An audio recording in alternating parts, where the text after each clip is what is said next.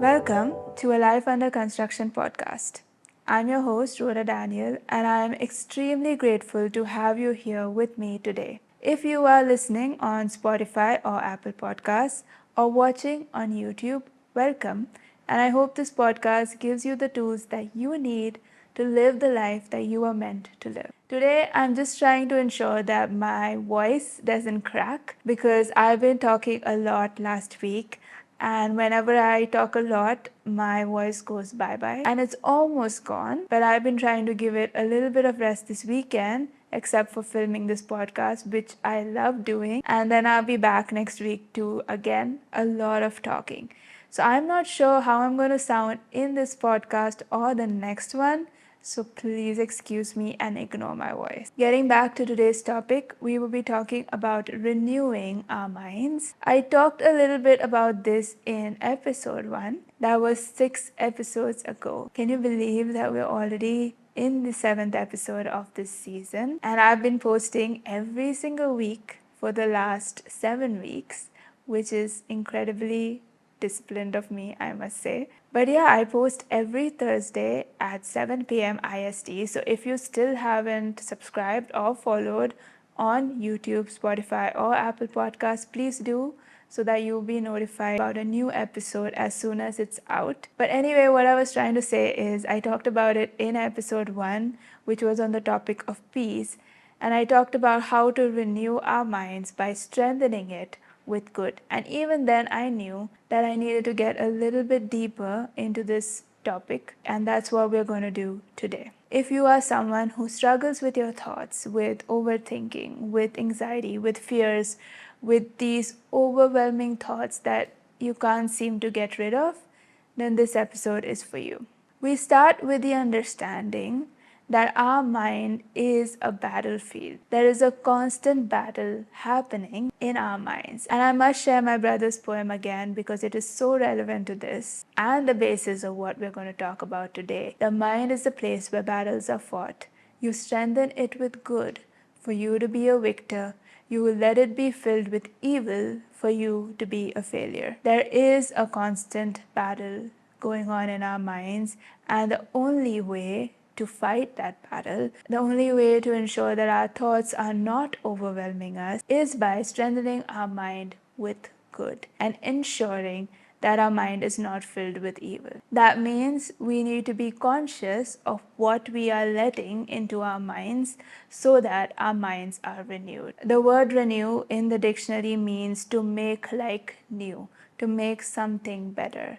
And all of us want our minds to be better, our thoughts to be better. So I'm going to assume that all of us therefore want to renew our minds. So how do we do that? To be honest, I myself didn't really pay attention to what was going in my mind. I knew what I was thinking. I knew my overbearing thoughts. I knew all my fears, all my anxieties. I didn't really spend time thinking about what was going in my mind until maybe a few years ago when I became conscious of the books I was reading. Now, books in itself are a good thing. I used to read both non-fiction and fiction without really bothering about the content of the books. Now, I was not reading any bad books per se, but what I realized is certain books triggered certain thoughts in me and certain emotions in me that were not there prior to reading that book. Until then, I hadn't really paid any attention to it because I just read for entertainment, I read for relaxation,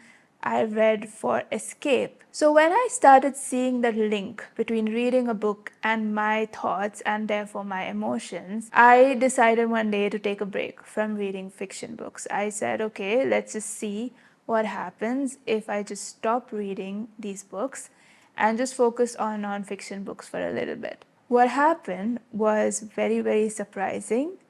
But what happened was all those random thoughts, all those anxious, overthinking, overbearing thoughts, all those random emotions disappeared when I stopped reading those books. I became calmer, I became more at peace, and that's when I decided that I'm not going to read those books anymore. Now, if you had told me even 5 years ago that, Rhoda, you're going to stop reading novels altogether, I would have laughed in your face, because that was just not possible. Because I loved reading. I loved reading to escape. It was my way of relaxation. But once I knew that there was a direct link between reading something and how it impacted my thoughts, I had to give it up. I had to stop, because I didn't want to live with those thoughts anymore. Everything that we take in our lives is either good for us or bad for us. Just like food, it's either nourishing to our bodies or not nourishing to our bodies. It is up to us to know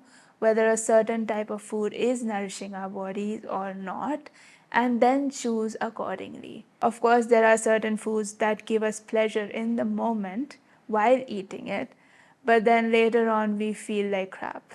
We feel horrible, and we wonder why we ate that in the first place. It's the same with what we are taking in. Everything that we take in is either good or bad for us, and sometimes it might feel good in the moment, it might give pleasure in the moment, but after some time we feel horrible and we wonder why we consumed that in the first place. Our eyes and our ears are constantly taking in so much, especially in the world that we live in. If we are not conscious of what we are letting in, we are just letting everything in.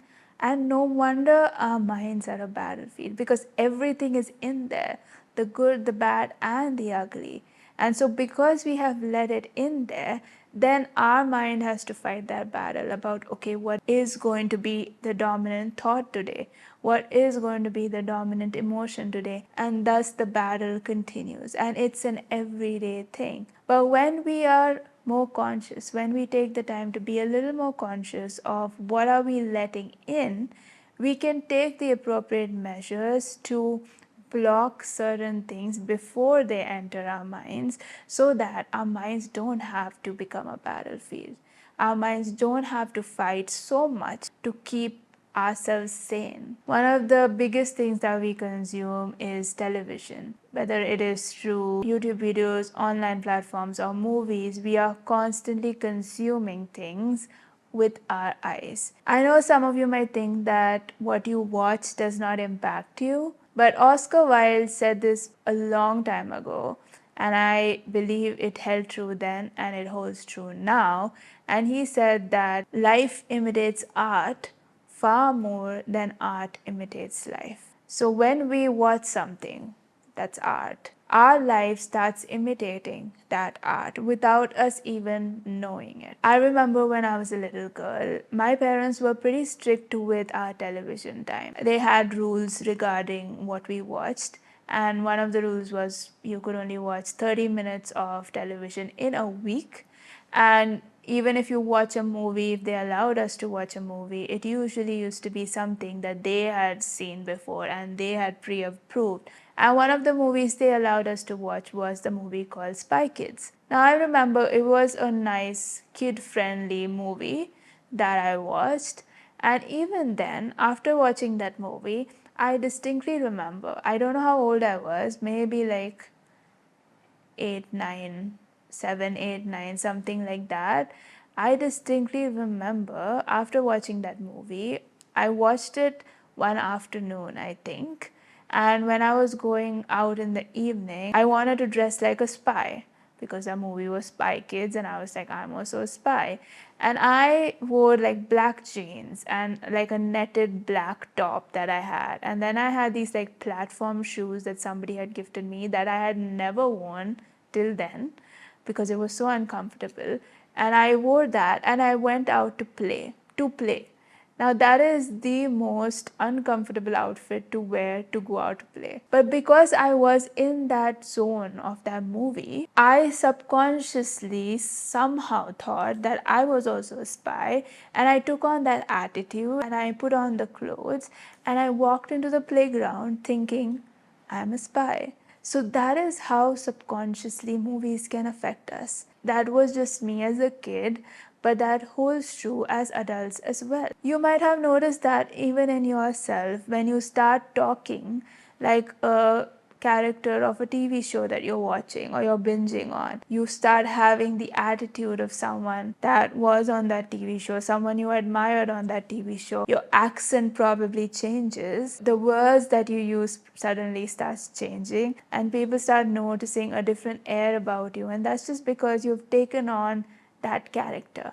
Life imitates art. But what happens if that character is an angry person or an anxious person? We start taking those characteristics as well, and we start behaving in that manner, sometimes without even realizing it. A lot of our fears stem from something that we have watched on television.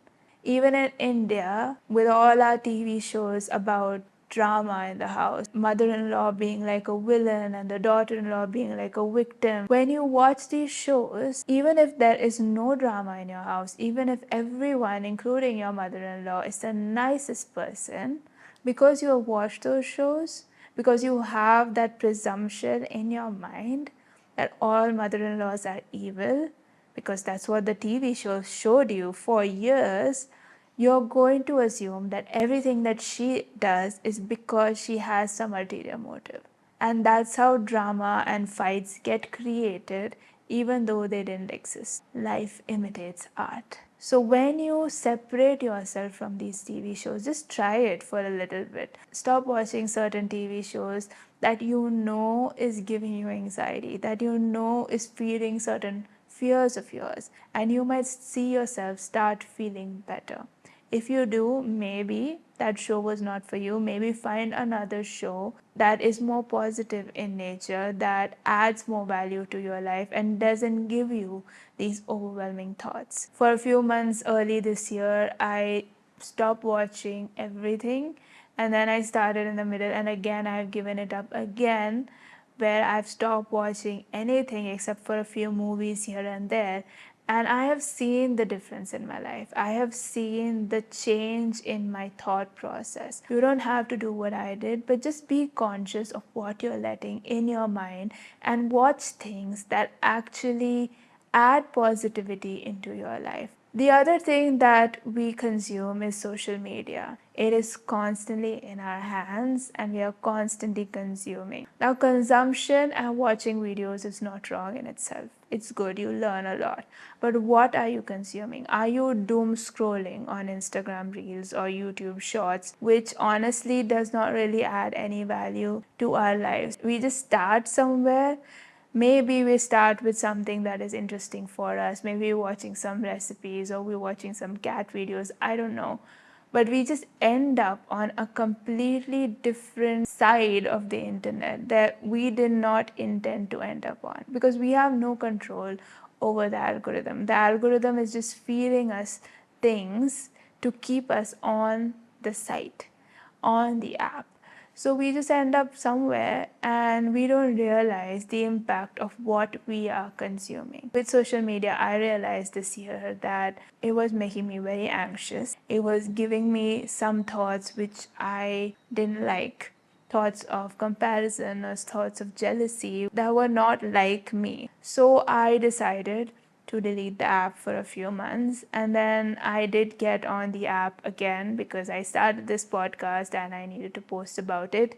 But I was a little more conscious of who I'm following on social media. I did like a complete purge of my social media to see what were the accounts I was following, because even though I did follow a lot of news accounts and stuff, I decided to get the news app rather than look at it on Instagram, because then you start with news and you end up completely in another location. So I did a complete purge. I ensured that I was not following accounts that did not add any value to my life, because sometimes we don't think about that. I don't know if you have thought about that. Are we following accounts of just these celebrity gossip pages which do nothing except for just feed our curiosity and tell us what a celebrity is doing, which shouldn't really matter? Are we following pages that just give us certain thoughts of comparison or lust or jealousy or anger when we look at those pages? Are we following accounts that are teaching us the wrong kind of things? Because there are accounts on social media telling you that it's okay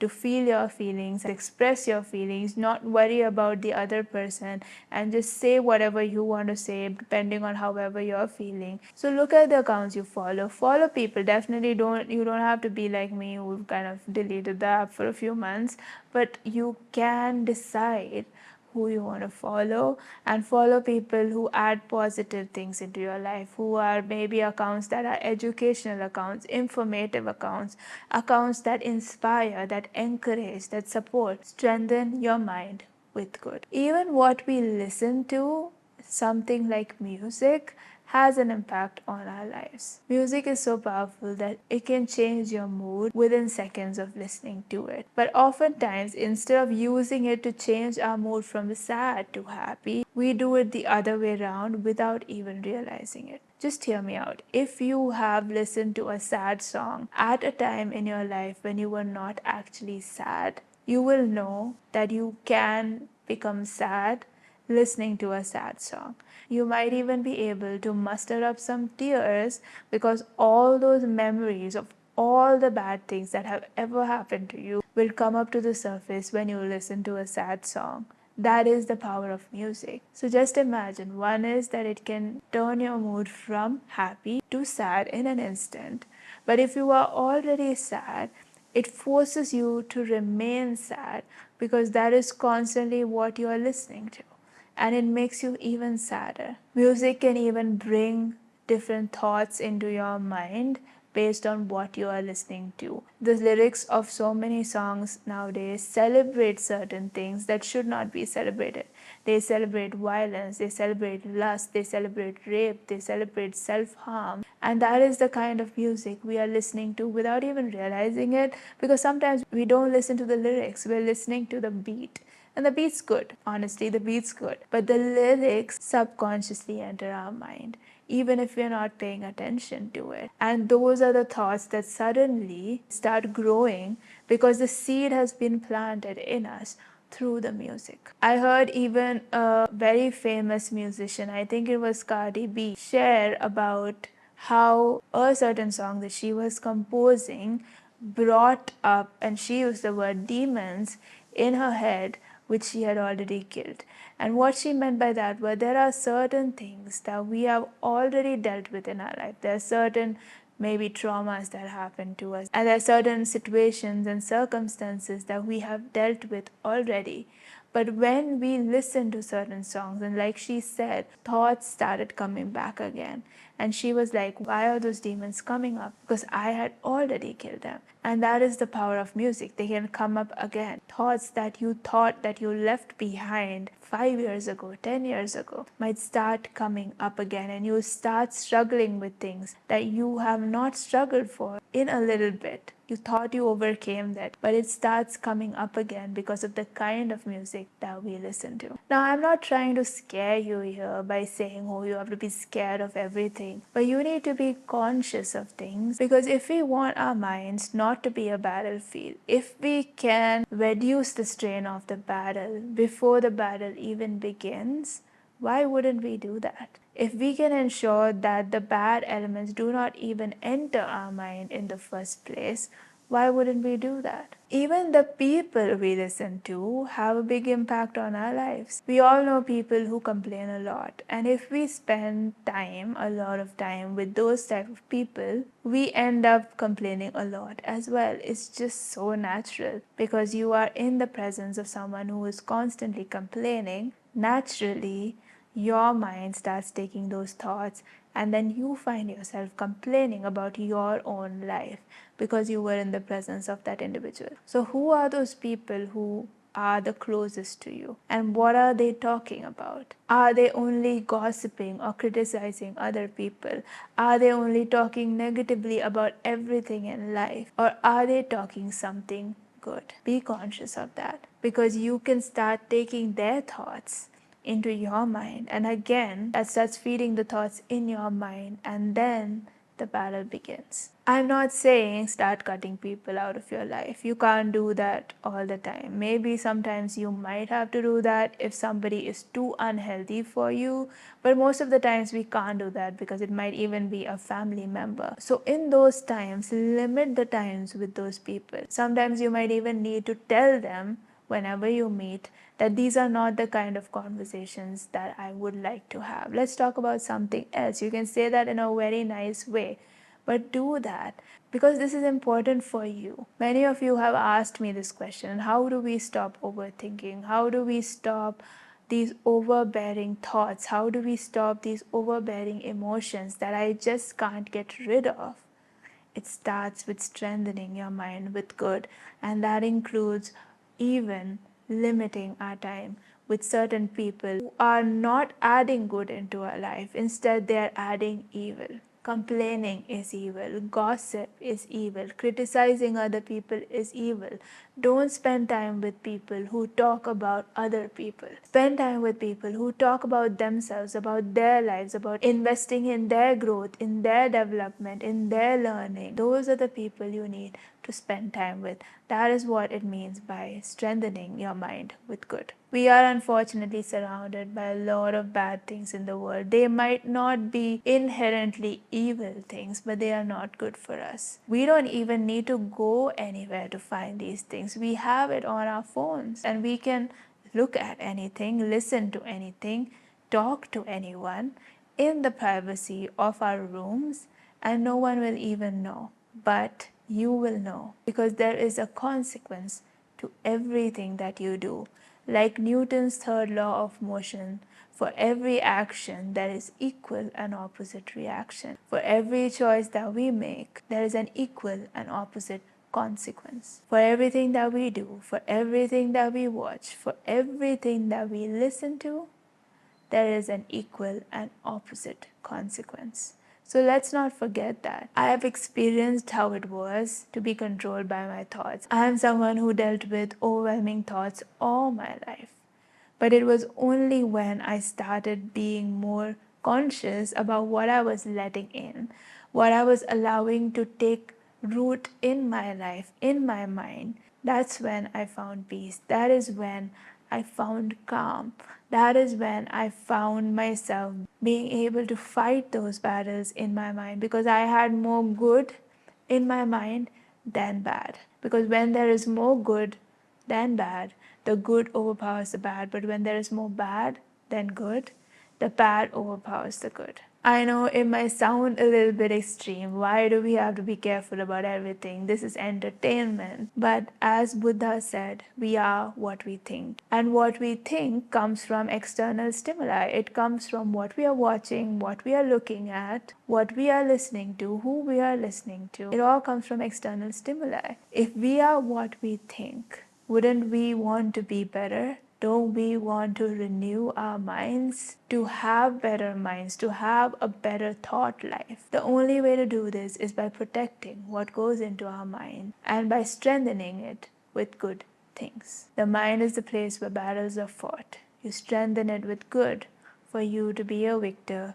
You let it be filled with evil for you to be a failure. My hope today is that each and every one of you who are still watching this podcast chooses to be a victor today. If you want to add something to this conversation, or if you have any questions, you can write to me at writetous@alifeunderconstruction.com or DM me on Instagram at alifeunderconstruction. Thank you for tuning into this podcast and for listening till the end.